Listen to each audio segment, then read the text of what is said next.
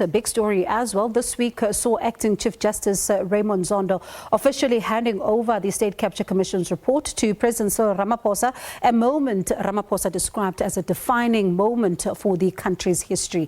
While the report makes several recommendations, including criminal charges against some individuals, there are concerns on whether or not law enforcement agencies have the capacity to be able to do this. Let's discuss this with Richard Calland, who is a UCT Associate Professor in Public Law. Prof, thank you so much for your time and Happy New Year.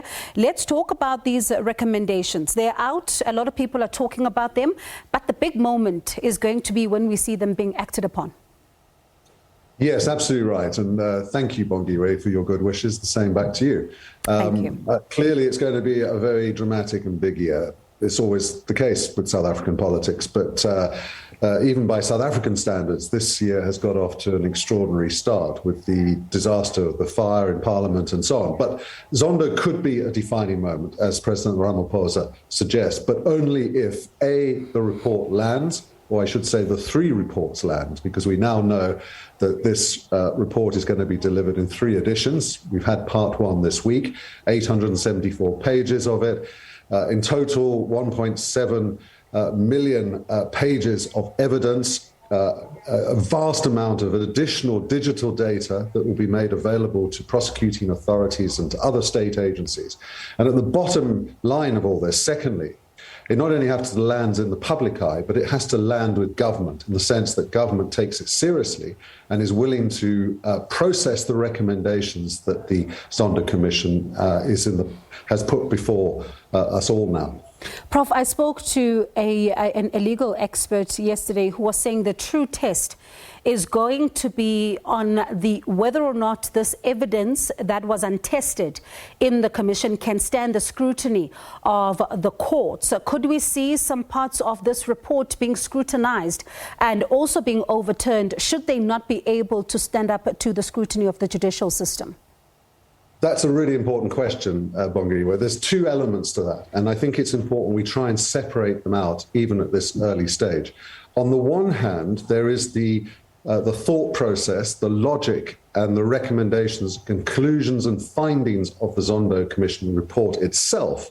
They may be tested in court through judicial review processes. And some of the perpetrators and the people who stand accused of various misdeeds will no doubt challenge the report because they will want to undermine the report and weaken it.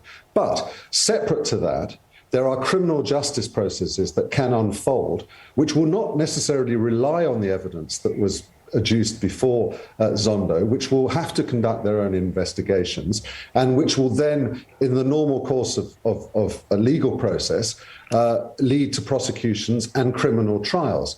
What Zondo's tried to do, and the people that have written this report with him, they've tried to lay the bedrock, the foundation stone for that. They've tried to make it the job of the prosecuting authorities, the investigating authorities, easier by joining the dots and by presenting the full picture.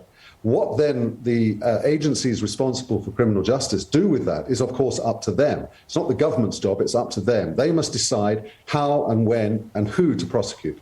Prof, I'm sure you remember some of the moments where we saw witnesses, one of them, former SAA board chairperson, Ms. Dudumieni, invoking her right not to incriminate herself, deciding not to answer some of these questions. I wonder if this could have any bearing at all, because there are very serious findings against her, even recommendations that she be charged with fraud.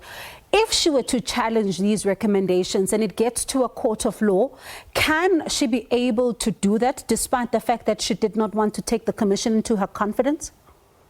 Well, you know, again, a very interesting question, because as with Dudumieni and various other people who had to face this difficult strategic choice, they had to decide whether to take the risk of giving evidence and under oath and risk that evidence later being tested against the evidence that they might give in a criminal court of law. That was one set of risks they'd have to contend with. The other risk was to do what she did, which was to, as the Americans call it, plead the fifth, and to decline to answer on the basis it might be incriminating.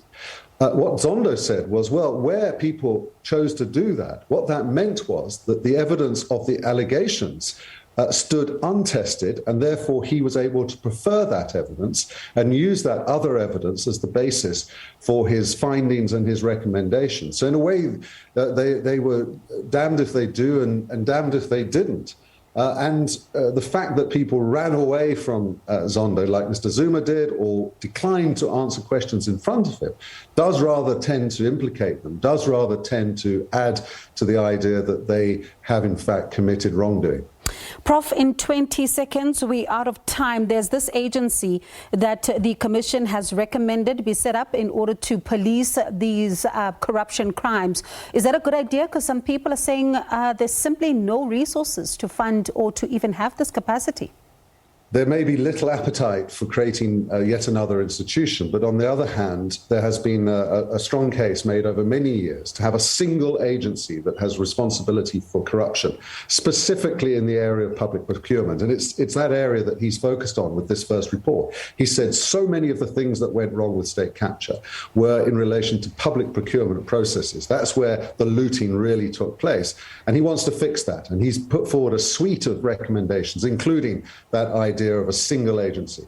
Prof, thank you so much. Always a pleasure to speak to you. That was Richard Calland, UCT Associate Professor in Public Law.